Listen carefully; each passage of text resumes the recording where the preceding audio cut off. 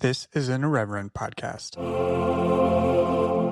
Check out irreverent.fm for shows from all our friends.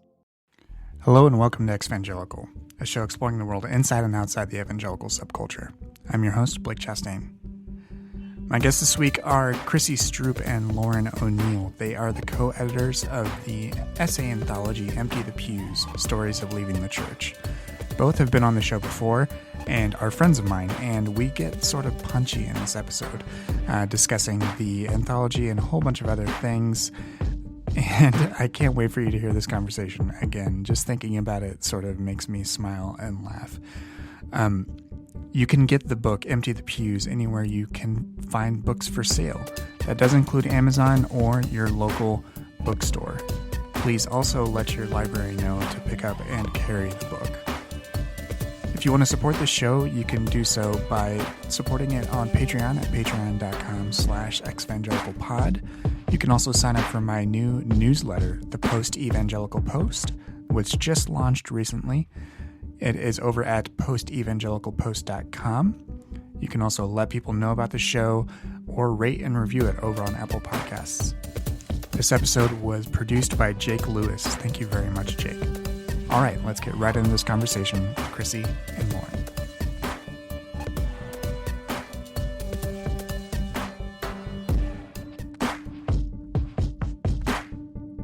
Hey everybody, welcome back to Exvangelical. I have two return guests with me this week to talk about their new book. They are Chrissy Stroop and Lauren O'Neal. Welcome back to the show. Thanks, Blake. Hello. Thank you for having us. Always good to join you. I noticed you don't introduce me as Dr. Stroop anymore. Wow. Wow. Well, we're much more more familiar now. Okay, like my favorite crossover podcast thing, everything I just have to say is when this came up on Sunday School Dropouts, and Lauren was like, we just call him Stroopy. I was also using human pronouns back then. But Yeah. Dude, and then the next like person with a doctorate that we had on, we introduced him as like doctor, and he was like, oh, in my field we only use that like pejoratively, like it's like a joke, like, oh, doctor over here. And we were like, oh, okay, cool. Okay, so we can't win. Got it. Well, I'm married to a doctor too, so I just, just that showing that level of respect. I get it. I grew up in Indiana too. Yeah, that's right. You gotta add those honorifics. People worked hard for them. So, religion.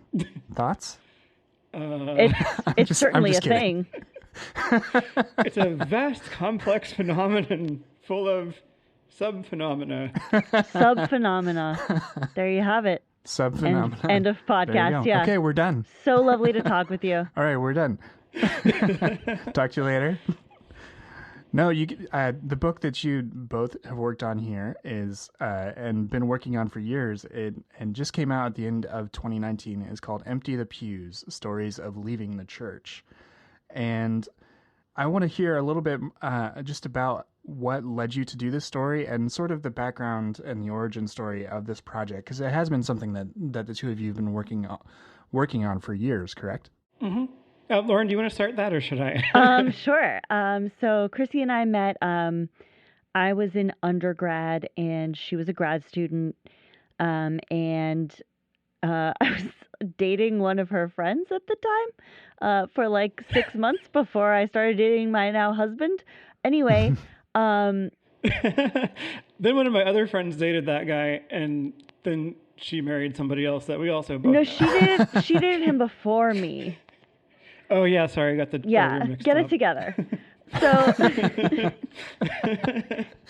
anyway, Chrissy and I bonded over having both left Christianity. I was raised mainline Protestant. I was raised Presbyterian.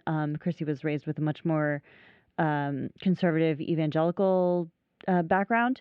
But we noticed that we had a lot of stuff in common, despite coming from such different backgrounds. And we would always be like, we should do an anthology. We should get other people's stories. And it was just like we should do this for years. And then we somehow started putting it together.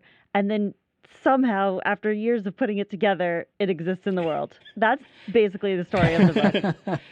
Yeah, it's pretty neat. I think this might be my only "we should do this" that has actually manifested. Yeah. I'm still waiting for the we should get coffee, but somehow we should compile an anthology of essays by people who left the church happened. It took like 8 years, but it happened. I mean, I guess I've had a few we should go out for Indian foods that also did happen, but Well, congratulations to you. We should do deep sea fishing in Cape Cod. That never happened. So, Chrissy, did you have any other thoughts about what led to the publication or to developing the anthology? Well, I know you're always super humble, Blake, but I do want to say thank you for introducing us to Kyle Parton and Epiphany Publishers, his publishing company, who ended up publishing the book. So that's really nice, We were working with an agent for a while, and he was more, let's just say, we had some differences. He approached a lot of large presses, and at the end, they all kind of passed. And then we were interested in looking into small presses, and so we parted ways. And yeah, the first thing that the first publisher that we really reached out to was Epiphany at your recommendation and you putting us in touch. And so they Kyle liked the project. He brought it to the whole editorial board. Mm-hmm. We got some, reviews and everything, talked through them, and Epiphany decided to publish the book. So that was really exciting. And Blake, you were kind enough to blurb it. That's right. Yeah. Yes. I don't know if that needs to. What's the thing about disclaimers and everything? I don't feel like I'm big. I don't feel like I'm big time enough to do a disclosure. But, yes. But this book wouldn't exist without you, so thank you. It's true. Well, you're welcome, and I'm glad that it came about and that it worked out. I just facilitated a contact point. I'm just a vessel. I'm just a vessel for the universe. We like Kyle and Epiphany. Yeah. Yeah. So they've been good to us. One of the things that obviously is very sort of important to me, and one of the reasons I do continue to do this show is because stories and narratives are so important, and they can be really helpful in us really being able to process things for ourselves. Within the different collections of stories that you have, most of them, are all of them, or would you categorize all of them as autobiographical? Is that fair to say? Yes. Yeah, they're all personal essays. Mm-hmm. They're all about people's stories. Yeah, we definitely share your, the value that you place on individual people's stories for things like, making a connection and being able to get a sense of what someone else's experience has been like, whether it resonates with yours in some way because it's very similar, or you get intrigued even though it's very different. Personal stories have a lot of power. And, I've also been thinking a lot about how we can, tell stories like that as part of sort of broader initiatives as well to try to start to shift public discourse about things like religion, shift public opinion. Stories have value in their own right, but they also have that kind of power, particularly when, they're brought together collectively. Well, juxtaposition also has, I think, a really great literary power. And so putting all these stories together, seeing how they, share certain elements and seeing how they differ gives you a really broad view of different sub-phenomena under the umbrella phenomenon. Okay, I'm Googling that word to see if it's a real word. It is now. We're going to petition the OED, and it's going to happen. Sub-phenomenon. So on that note, juxtaposing things as far as being the compilers of these essays, and what sort of things did you learn as you were soliciting these? Because they are really varied. They do cover a wide swath of experiences. When you were juxtaposing these against your own experiences, what was shocking to you and what was resonant? I mean, certainly there are some very difficult stories of abuse that I think would be shocking for most people, and that were shocking for me. It was interesting to me. I come from not a super, a conservative background, but not to the extent that most of the people in our book are from. But it was very interesting to me how much I resonated with different stories about, like just always feeling like you're never enough, always worrying about your soul's, eternal fate, and having this attitude that things are bad and you're bad. I'm laughing because I'm laughing because I relate. Right? Yeah. Not because I'm an asshole. If you read the book, people will express it much more eloquently than that. But, it's interesting the threads that you can draw between like less radical and more radical traditions. You find a lot of the same emotions in all of them. Also, subphenomenon is totally a word hyphenated in academic discourse. Well, it wouldn't be hyphenated according to the Chicago Manual of Style, but let's move on. Okay, sorry. Yeah, no. Professional editor. On the air. Yeah, Lauren was definitely the editorial MVP of this book project. I don't know why I decided to be the comic relief tonight, but I edited an English language daughter journal of a Russian religious studies journal for a while, and I absolutely hated doing that. It was extra hard because I had to come up with a style guide that could kind of work for fields as disparate as history, sociology, anthropology, and so forth. And that made for a really messy mix of APA and MLA with a little Chicago thrown in, and it just really sucked. And Lauren, it would probably drive you nuts. And I was so happy when I could pawn that job off onto somebody else. I'm sure all the listeners are absolutely riveted by the differences between all the style guides. We get into the weeds on this show, that usually not citation style weeds, but you got to mix it up sometimes. Trying to be fresh and original. Yeah, as for the things that were surprising or shocking about this book, I mean, I definitely grew up with more hardline fundamentalist evangelicalism, than Lauren's kind of mainline Presbyterianism. And I also did not suffer the worst kind of abuses that you can get in that sort of environment. So, there are some stories of just really harrowing types of abuse in this book. Physical abuse, Deirdre Suguchi having to scrub toilets with a toothbrush at a Christian reform school in the Dominican Republic run by American evangelicals. Calling it a Christian reform school does not do justice to the brainwashing and abuse that happened at that school. I mean, sure, like a Christian abuse camp. I don't know. That's a better term. That's more accurate.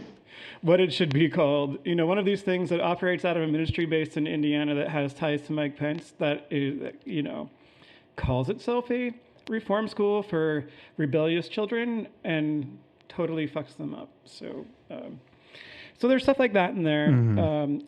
I think some of the things that were maybe most informative to me, just in terms of things I hadn't really read a lot about or learned a lot about already, were the ones that had to do with immigrant communities. Those were really interesting. The way that Juliana Delgado Lopera came to the United States as a Catholic, and then through her relatives, they got involved in this evangelical community, and so learning about some of those dynamics in Florida, for example. I also really liked. Gosh, I always forget. Lauren, do you know how to pronounce her last name? You know who I'm talking about? Ruby? Yeah. Ruby Thiagarajan. Yeah, so Ruby Thiagarajan's essay about, growing up with prosperity gospel churches, mega churches in Singapore, inspired by American models, and even having American books and American sermons on tape and that sort of thing, was really neat to me. It was kind of eye-opening in a way just to see that American evangelicalism has this much of a global reach. And I knew there was some of that going on in parts of Asia. I mean, I knew that there's a very large Presbyterian presence in Korea. Shout out. Wait, what? You're not Korean? Oh, Presbyterian. The Presbyterian part of that equation, not the Korean.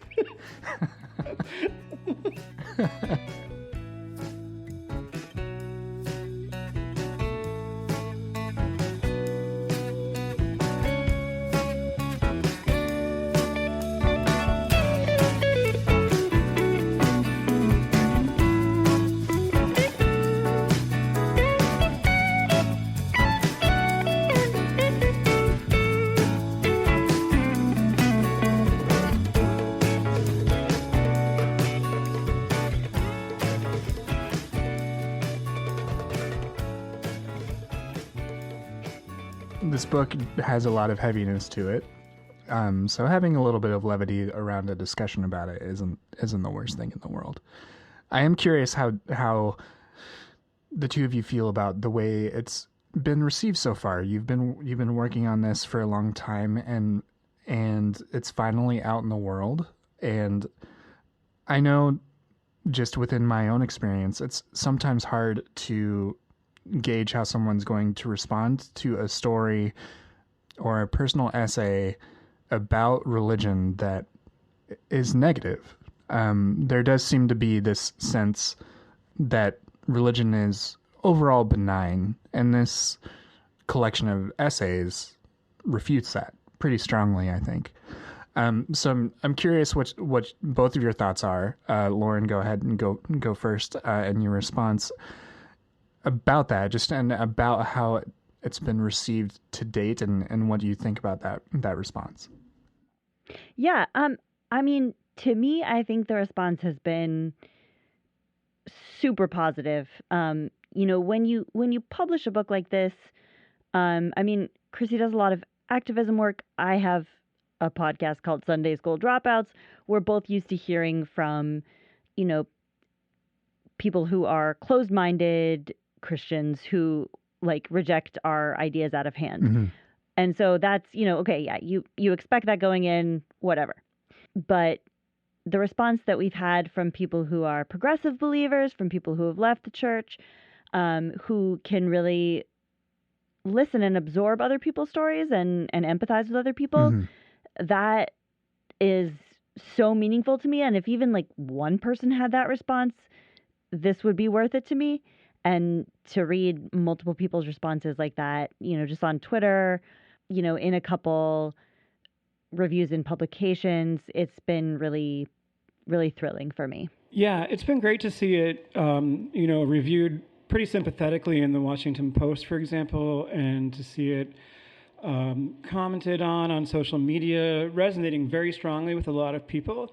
And it's kind of bringing back that feeling that I think I initially had when ex-evangelical Twitter really started to kind of become a thing, that there are so many people just saying wow, I really needed to hear this. I needed to know I'm not alone. Mm-hmm. And I also agree that it really seems to be helping to establish some conversations across lines of belief and non-belief, which is another thing that I've really been kind of harping on, that we need more of this in recent years. We need to be building coalitions between believers and non-believers who are committed to pluralism and democracy and working toward the common good.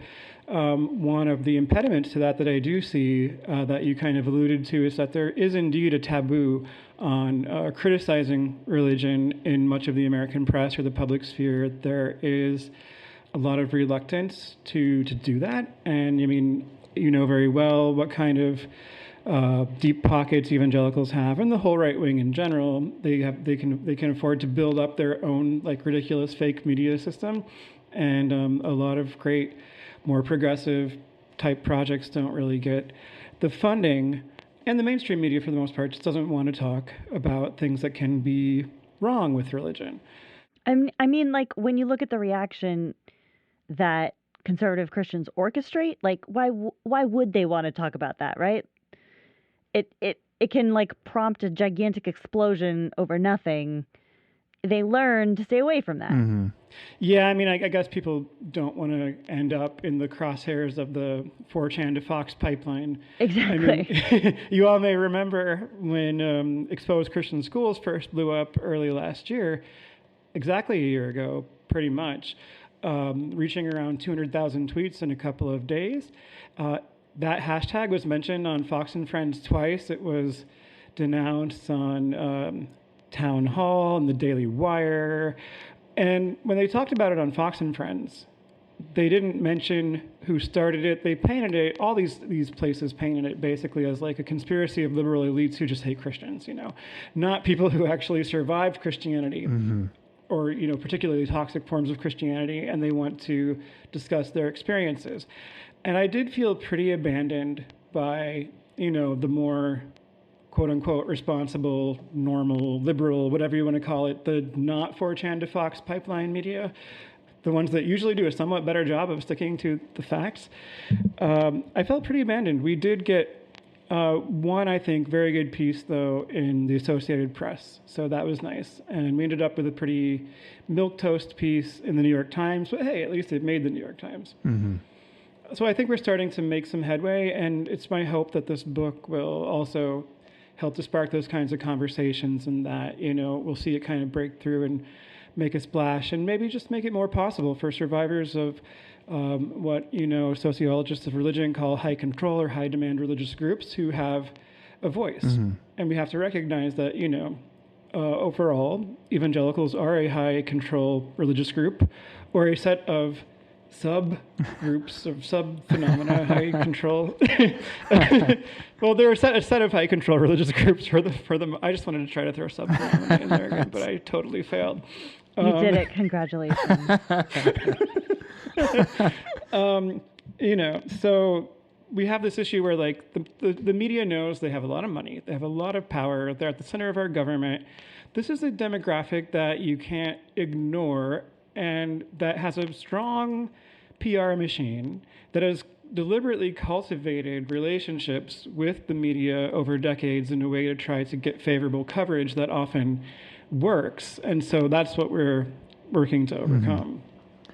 And do you think, just with the general sense of polarization that we have, where, excuse me, as we're recording this, we're in the midst of an impeachment process, and just that sense of polarization and the thought of approaching another national election cycle, to me, is a little daunting. And like, whatever do you mean?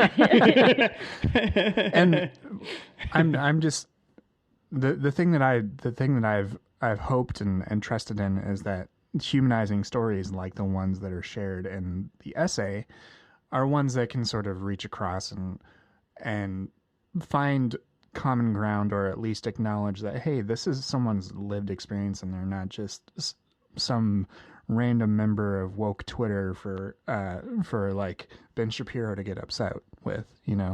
These are lived experiences. But at the same time, I also know that even within our ex-evangelical community that grew out sort of organically from people meeting online, that's also gone through changes and conflicts, and I'm not going to navel gaze and talk about any of that or adjudicate any of that, but it's reaching a sense of a new stage of development, if I could put it positively or frame it in some way.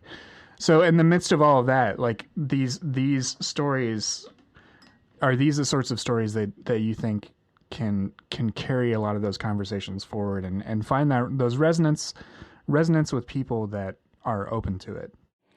I'm seeing that happen to some extent, and hopefully it will happen more. Lauren and I went on with Friends Like These with Anna Marie Cox, and she's a Christian, and we had a really solid discussion with her. Like, she was very open to listening to how Christianity could be something that is harmful to some people or in some ways, And similarly, I get invited occasionally to go on State of Belief Radio with Reverend Dr. Welton Gaddy, who is just one of those like adorable and lovely, wonderful kind of old school style Baptists, like Jimmy Carter style Baptists, that you just can't help but just like be like, you're just the sweetest person.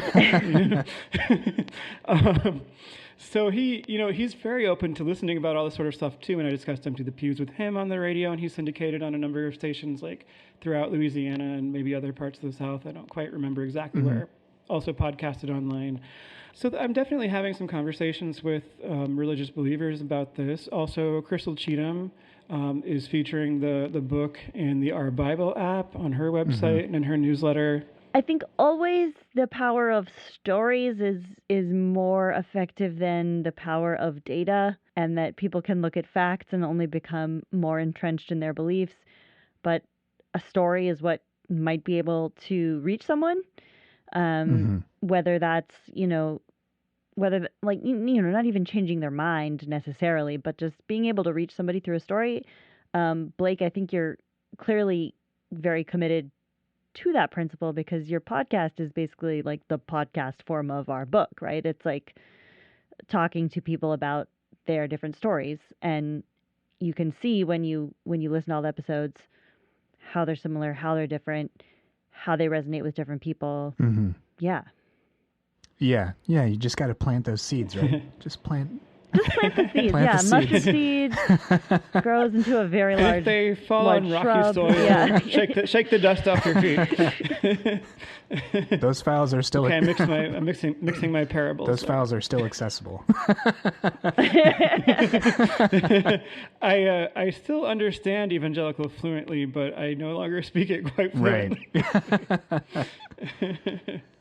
One of the things that I think both shows like this, and as well as books like Empty the Pews, really explores is sort of how identity and belonging functions when someone moves away from like a really formative religious community or type of belief. And I'm curious, as both of you have emptied the pews in your own ways, so as you've grown and as you've dealt with this reality in your own life of moving away from the religion that reared you, how has your sense of both identity, let's start with identity and just start there, and then I also want to talk a little bit about a sense of community, because Chrissy, what was the term you just used to describe? High control religious groups or high demand religious groups? They use both. Yeah, high demand religious groups, they are so community oriented that it's disorienting for someone when they leave, to find a way to replace that. So those are the two sections that I want to talk about next, but let's start with identity and how one's sense of self can change, hopefully for the good, as you move away from this sort of traumas that are described in the book. I mean, I'll say that for me, I mean, identity loss has been a big issue to deal with, as my process of deconstruction was really protracted and painful. And I was so focused on it for a long time that it kept me from understanding certain things about myself and from achieving some kind of self-realization, despite the fact that I had felt different somehow and weird in ways that I couldn't put my finger on since childhood, and that I eventually came to figure out had to do with being transgender. And I feel so much more comfortable in my skin, so much better as I've been on hormones now for several months, and my body starts to change in ways that feel more natural or right to me with the sense of self that I have. But, I couldn't even begin to sort that out until I finally made a solid break with evangelicalism in my 30s. Mm-hmm. I mean, I had definitely intellectually left it, but I had nothing to replace it with, and I was still kind of obsessing with working through it. Mm-hmm. I mean, I definitely went through a years-long transition out of faith. I remember, you remember when LiveJournal was popular? I had like... Hey, in Russia, it still is. I know, right? I had like wrestling with God as one of my LiveJournal interests. Oh my God, I have to find that. Oh, it's long deleted, I promise you. But for me, I think it was an easier transition than for most people because I was raised in a suburb of Berkeley, California. It was a very secular and liberal atmosphere, and I was usually the odd one out for being Christian. So it was the difficulty was mostly internal and then conflicts with certain family members, but like the environment around me was like, yeah, get out of there, come on. So that made cool. it easier. Yeah. You had people saying, join us. Just Yeah. I mean, I never felt like, because I always had these doubts, I never really felt a sense of community in the church, even though I was teaching Sunday school, I was singing in the worship band, like I was trying to get involved, but I could never make these connections because I was always questioning, and I did connect with other people around me who were also questioning, and now we're all atheists. But like, you know, I have such a hard time imagining you as a Sunday school teacher. Like, I totally want to see you, like, you know, put on a church dress and get up and do like a Sunday school teacher performance. Oh, well, we didn't do church dresses in Berkeley. Did you do flannelgrams though? Was flannelgrams? It was. It was definitely like ripped jeans, but. What, seriously? In the Presbyterian church? Oh yes. Fucking Californians, man. Precisely. But since leaving the church and since starting my podcast and doing this book, I've come to realize that there is a community of people who have grown away from their faith in various different ways. You know, some of whom are still involved in Christianity in some way, some of whom are still spiritual, some of whom are atheists like me. That there is a community that I didn't even realize was there that I've been able to be a part of in a way that I never really fit in my church community. So you think it's like a community of like spiritual misfits or what have you? I mean, that's a little. Yes. Island of Misfit Toys. The Island of Misfit Toys. Yeah. Yes, Island of Misfit Toys. I understand. I'm leaning into cliche, and I'm sure your editorial instincts are like, Blake, please stop. Well, that is the best one of all our shitty Christmas specials. I have a soft spot for Burl Ives. I can't help it. Don't judge. But that poor is that Lauren, the one? I think Is you're that the judging. one with the? Is that the one with the poor? I'm always snowman, judging. Though? That snowman gets a raw deal. The Bumble. It's a raw deal. It's Rudolph. It's Rudolph the Red-Nosed Reindeer. Yes. However, the best single production number from any of our shitty Christmas specials is definitely the Cold Miser and Heat Miser song from Year Without a Santa Claus. You know what? You lost me. I thought I knew a lot of You lost Christmas me stuff. too. I thought I knew all. It was covered by Big Bad Voodoo Daddy. How do you guys not know this? Okay. I was on. Okay. Simmer down. Okay, just as a reference for how uncool I wasn't cool enough for the swing dance craze. Okay, so I was a competitive tap dancer during the swing revival, so I lived and breathed that. Whatever. I'm putting a big L on my forehead at both of you. So For me, it was go ahead. swing revival Monday through Friday, worship band on the weekends. It was my wannabe cool evangelical cousin who first introduced me to the swing stuff. Yeah, I She's still very much in the fold. I am going to I'm gonna give myself an out and say it was because I moved in high school and I didn't have friends. It was and my girlfriend went to a different school. All the swing kids, I didn't know them. Well, in fairness, like the Year Without a Santa Claus is a super weird Christmas special. But seriously, you guys have to watch the Cold Miser and Heat. Okay, and Heat we are and in Heat the Miser. weeds. We are in the weeds now. This is a phenomena of this podcast.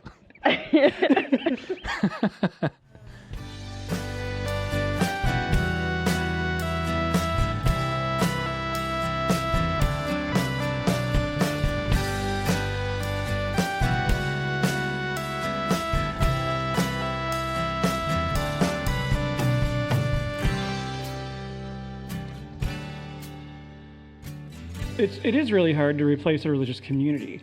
And, some people who leave high-demand religious groups like an evangelical denomination or a non-denominational evangelical church are able to find communities in better churches or some kind of, healthier religious practice. Mm-hmm. But for those who can't, it can be difficult, I think, particularly if you're introverted, to find some group or project or institution in which you plug yourself into doing things with other people on a regular basis. Also a lot of people who come out of this kind of situation are dealing with depression, which makes it harder to get up the motivation to do that sort of thing too. I feel less disconnected in a lot of ways now, but I also still spend a lot of time by myself. As an introvert, I'm also mostly okay with that, but I would like to get more involved kind of in local community life now that I've moved to Portland, Oregon. But there's really just nothing that kind of works as a precise substitute for the things that, you might miss about having a religious community. And maybe in some ways that's a good thing, because I think, in high demand religious groups, a lot of the stuff that makes you feel plugged into a community turns out to be very artificial and conditional. Mm-hmm. There's so much ghosting that happens when people leave their churches, or you think the people in your small group are your best friends, but then it turns out that if you deviate from them in any way, they're just gone from your life. Yeah, there's even a term for it. It's called holy ghosting. So holy ghosting. Oh my God. I've seen some exceptions to that, but a lot of times, like, what you feel like this intense emotional connection with a small group dissipates as soon as you're like no longer even in that small group. As we talk, I'm kind of wondering, like, does anyone really feel like they belong? That seems like most people. Maybe I'm just projecting my own feelings of never belonging, but like you're so emo. Listen, no, but I wonder to what extent, like, high demand religious participation is a result of not feeling like you belong and therefore doubling down, or striving ever more desperately to belong, because, like you're saying, you deviate in one way from your small group and you're a pariah. Mm-hmm. That happens to people all the time who are very genuine believers, right? And very devout. So, to what extent does anyone belong, and how, to what extent are, like, these communities formed by just trying desperately to belong? Mm-hmm. You heard it here on Evangelical Pod, folks. Everyone will die alone in the rain. Well, Lauren O'Neal. Wow.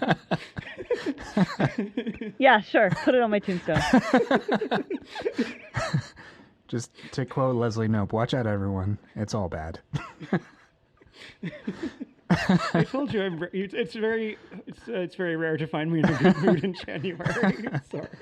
No, but I think that I do think that's fair, and I do wonder sometimes if, like, this is as pronounced in other cultures or countries, because America is American religion, and that's the only type of religion I can really speak to.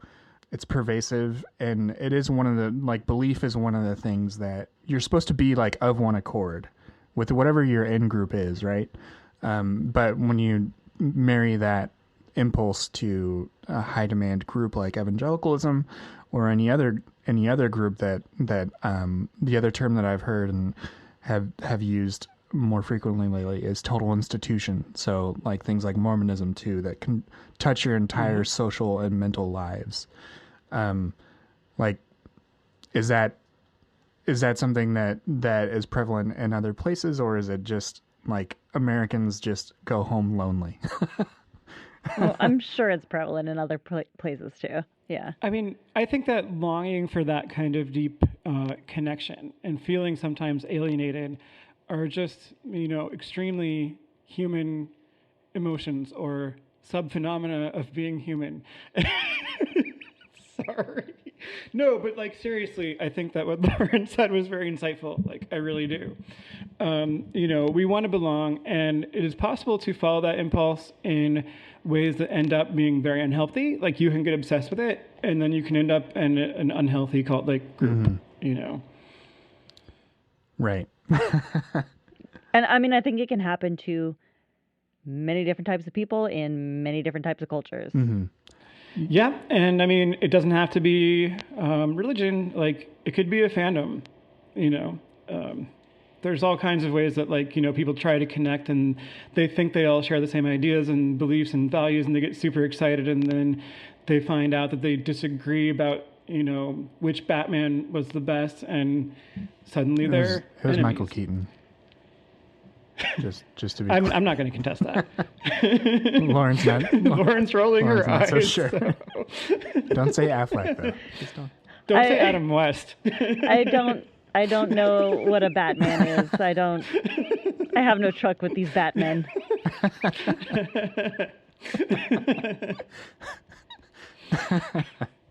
Before we started recording, Lauren did mention that she was just here to bear witness. So.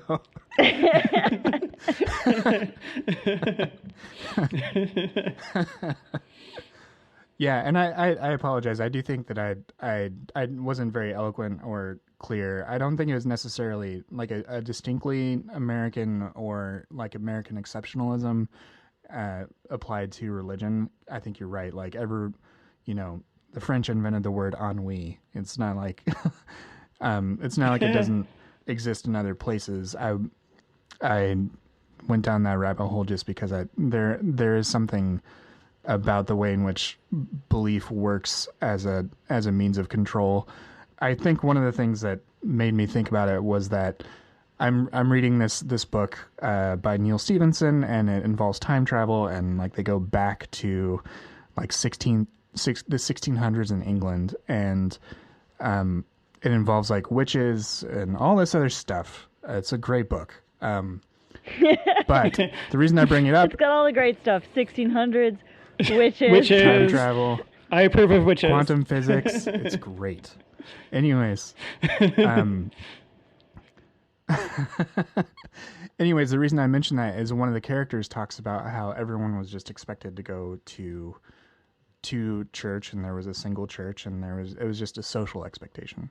Whereas within the sort of pluralist societies that we live in now, the onus is on the person to do this, and it's not necessarily compulsory.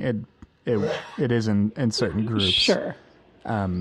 It would be getting a bit into the weeds, but I mean, there is a lot of sociology of religion that debates the question of, how exceptional is the United States in this regard. So, Europe followed one pattern of secularization, or much of Europe did, particularly Western and Northern Europe, that was kind of taken to be, the norm by sociologists, social theorists for much of the 20th century. And they raised the question of, well, why didn't the United States follow that path? And there's a lot of work out there on how, in the United States in particular, it's very difficult to find a kind of warm, accepting community outside of a religious group. Sometimes in the case of immigrants, they tend to overlap with ethnic groups or nationalities, which is something that came up in the Empty the Pews anthology. As I mentioned, there are places to find social solidarity and just people that, you can maybe feel some sense of connection and trust with, and ways to kind of get yourself centered in life, or they can be. In European countries, I mean, there's also lots of debates about things that are happening now, but religion still tends to kind of like, even if most people don't really believe it, bind communities together through just kinds of certain practices and rituals that most Europeans still do. And there's a serious question of, how do you manage pluralism as European societies receive more immigrants and refugees? We're seeing a lot of rising xenophobia in Europe again. And, if you had been talking to me about this 10 years ago, I might have said, well, the United States has done a much better job of integrating other populations, a melting pot. But yeah, that obviously is kind of false. We're all wrong sometimes. Right. But, the United States has this kind of like marketplace of religions, is a term that like a lot of sociologists of religion throw around, which makes things a little bit more fluid, but, and I guess that can have good things and bad things about it. But one of the bad things would be, bowling alone. Right. As the famous book from whatever year that was called. I'm thankful for books like these, because putting these sorts of stories out into the public sphere allows this sort of conversation. And these are conversations that have happened before, and they'll happen again, because people keep coming up in these religions and keep having to leave them because they're either forced out or because their convictions lead them away. Given that we're in this election year, given the strength of evangelicals in particular in the United States, what do you think the value is for the broader culture to be able to hear the stories that are in this book here in 2020? Well, so, I mean, one thing that I would say simply on a kind of pragmatic political level is that a lot of American liberals, and maybe let's use that loaded term, liberal elites, and the pundit class, they really don't know what this is like.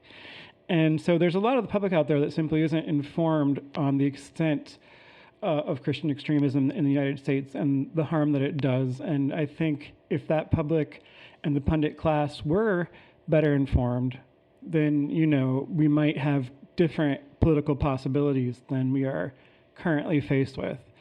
I think it's precisely because we've come to this moment when the Christian right is really able to impose a lot of its theocratic agenda through a doofus president that no one expected would actually ever be the vessel for that agenda, but he is. It's opening up the possibility for the wider public to start seeing how illiberal religion fundamentalism is antithetical to democracy. I mean, many of us grew up being taught that it would be better if everyone in the whole world became Christian, meaning, of course, Christians like us, so it's even narrower than it might sound, although it's already genocidal on its face. The kind of Christianity that evangelicals grow up with is overtly anti-pluralist. And yet, the Atlantic, the Washington Post, even the New York Times, most of the time, they treat evangelicals as if, they're a little quirky, but they're just good people who are participating in democracy in good faith like everybody else. And they need to be accommodated, even when that means they can't bake a cake, because that's definitely religious expression. It's very religious when you bake cakes. I just want everyone to know that. Gay cakes are the most religious thing you can bake. Just FYI. It's the most delicious sacrament. So, basically, because of the goodwill of the liberal pundit class, right, fundamentalists are running amok, and they have a real possibility of implementing Gilead. So that's bad, and people should know that that's bad, and then maybe we can stop it. And as Chrissy has talked about a lot, there's this idea, like in the mainstream media, that religion is always benign. There's this kind of pop culture idea of Jesus as just being a real nice guy, and he just kind of stands for whatever you think being nice is. Mm-hmm. And so people who maybe, grew up going to church occasionally, or, just kind of grew up with the idea that, like, oh, my mom was religious and, she was nice. They kind of have this idea that by definition, Christianity must be, overall a good thing. And some people might take it too far, but we can't criticize Christianity as a whole, because obviously it's mostly benign. Yep, and that kind of goes along with the whole dismissiveness that we see often toward survivors of abuse who speak out of, various kinds. This whole sort of, I had childhood trauma too, and I turned out fine. So anyone who says I had X and I turned out fine actually didn't turn out fine, unfortunately. It's true. You heard it right here on Evangelical. Put it on my tombstone. The tombstone joke is yet another sub-phenomena of this episode. Of the broad phenomenon known as humor. I actually know that for the most part, we've talked more about the themes of the book and what it addresses than a lot of the stories that are in it. So are there any in particular that you think you would recommend to people that would be picking up the book, or if they get it from the library or however they receive it? Are there any, I'm not asking for your favorites, but any that come to mind? I recommend them all. They're all 100% brilliant, and everyone should read them. I recommend mine. Yeah, okay. So, versions of this question come up like every time I think that Lauren and I are interviewed about the book, and I try to give a different answer every time because many of these essays resonate with me in different ways. I mean, they probably all resonate with me on some level. And yeah, I'm not going to pick favorites and talk about, which ones might have the highest literary quality. I do think they're all very good. Like, it's a strong book. And Lauren did a fantastic job with the editing, and I kind of helped a little with that. But, so, thank you. So I don't know. It really depends on like sort of what aspects of this type of, right-wing hardline religion you really are interested in capturing. And that's also kind of why we divided the book into sections that are, defined by theme. although there's a lot of overlapping themes in books in different sections, and it was a little bit difficult to hash out which books went in which sections. I think, I already mentioned Ruby Thiagarajan's essay, God the Investment Banker. I'm interested in the international stuff in the book. Well, I'm interested in all of it, but, J.L. Powers, also a Stanford connection, Running from the Monster of the Deep. It's a pretty fascinating story that takes place. Most of it takes place in South Africa, but she also reflects on, missions and weird stories of like miracles that happen on the mission field and how these get passed around, and they're always like 1 degree removed, and other people's stories become your stories. It's like this big game of telephone. I thought that was just very compellingly written, and also she does a great job of just portraying this like ridiculous, charismatic Christian surfer dude. It's a fun story, so I want to highlight that one right now. I also like to highlight different ones when we get questions like these, and I think this time I would love to shout out. Chrissy briefly mentioned Juliana Delgado Lopera's essay, which is written basically like in Spanglish. A lot of her work is written in Spanglish. I really love how it explores not just like being in a Christian culture, but also being thrown from a Colombian culture into an American culture, and also being thrown from a Catholic culture into an evangelical culture. So it's like a real collision of worlds in so many different ways, which she explores just beautifully and in terms that anyone can relate to, even though I, have not experienced anything remotely like that. Yeah, I absolutely agree. That is an amazing essay, a tour de force. I mean, I don't even know how to describe it. It's just like, it just jumps off the page from the first page, and then you're like on this roller coaster throughout. It's really just like an incredible piece of writing. Yeah, and all the essays, as you mentioned, are really wonderful and really do illustrate all the different ways in which people have survived and moved beyond a lot of the traumas and things that they experienced, and sometimes that's resolved within the essays itself, and sometimes it's not. But I really love what you've put together and what you put out into the world. The book is called Empty the Pews, Stories of Leaving the Church, and it's available everywhere on Amazon and elsewhere. I want to thank you both for coming on the show. Is there anything else you guys would like to plug? Any upcoming, anything else that's upcoming for you, or where else people can find you online? Thanks, Blake. So I did just add an events page recently to my website, cstroop.com, where I have several upcoming events listed, and there's a link that people can follow to a shared Google Calendar that's publicly available. So I do have a couple of events coming up in Indianapolis in February that are open to the public. There's going to be a panel discussion on Christianity and white supremacism that I'm a part of on February 17th. It's sponsored by IUPUI, and it's going to take place at an interfaith center. It's called Ooey Pooey. I'm sorry. I mean, I know what you're talking about, but anyway. No, I know. I don't. It's just a Hoosier thing. It's a Hoosier thing. Sorry. Hoosiers are ridiculous. It's true. That I believe. Well, Exhibit A. Exhibit B. Yeah, and I also have a book signing and reading at Indie Reads Books on the evening of February 19th, starting at 5 p.m. That's on Massachusetts Avenue in downtown Indianapolis. One of like the 2 cool streets in Indianapolis. So I love that bookstore. It is a great bookstore, though. Support that bookstore if you're in the Indianapolis area. It's a not-for-profit that donates a lot of proceeds to adult literacy education. And yeah, you can find me on Twitter and at cstroop.com. I have a podcast called Sunday School Dropouts about the Bible, where I, an ex-Christian, and my husband, a non-believing sort of Jew, read all the way through the Bible and beyond.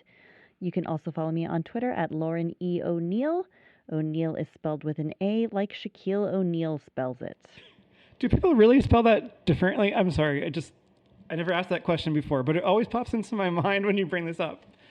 What are the other variant spellings of O'Neal? Like Eugene O'Neal, right? Oneill.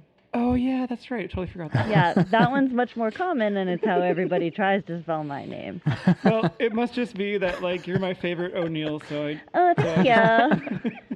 Forget about the EI spelling. If I could name drop Shaquille while mentioning how to spell my name, I would do it all the time yeah, as that's well. just my Uncle Shaq. It's cool. Well, this has been a blast. Thank you both for coming on the show today. Thank you so much for having us. Blake.